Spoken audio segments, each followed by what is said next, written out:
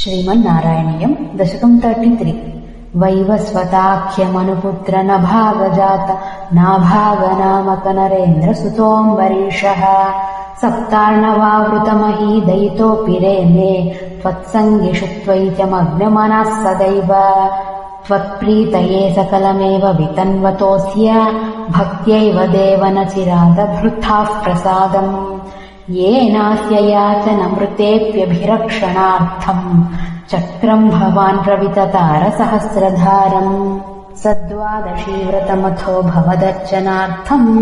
वर्षम् दधौ मधुवने यमुनोपकण्ठे पत्न्या समम् सुमनसा महतीम् वितन्वन्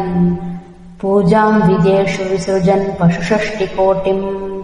तत्राथ पारणदिने भवदर्चनान्ते दुर्वाससास्य मुनिना भवनम् प्रपेदे भोक्तुम् वृतश्च सनृपेण परात्तिशीलो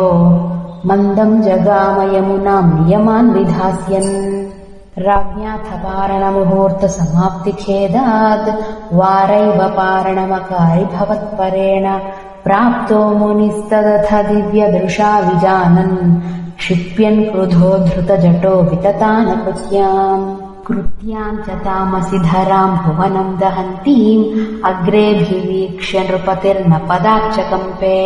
त्वद्भक्तबाधमभिवीक्ष्य सुदर्शनम् ते कृत्यानलम् शलभयन् मुनिमन्वधावीत्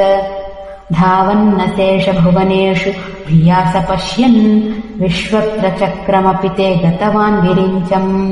कः कालचक्रमतिलङ्घ यतीत्यपास्तः शर्वम् ययौ स च भवन्तमवन्दतैव भूयो भवन्निलयमेत्य मुनिम् नमन्तम् प्रोचे भवानः मृषे ननु भक्तदासः ज्ञानम् तपश्च विनयान्वितमेव मान्यम् याह्यम् वरीषपदमेव भजेति भूमन्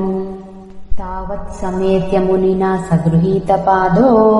राजापसृत्य भवदस्त्रमसावनौषीत् चक्रे गते मुनिरदादखिलाशिषोऽस्मै त्वद्भक्तिमागसि कृतेऽपि कृपाम् च शंसन् राजा प्रतीक्ष्य मुनिमेकसमामनाश्वान् सम्भोज्य साधुतम् ऋषिम् विसृजन् प्रसन्नम्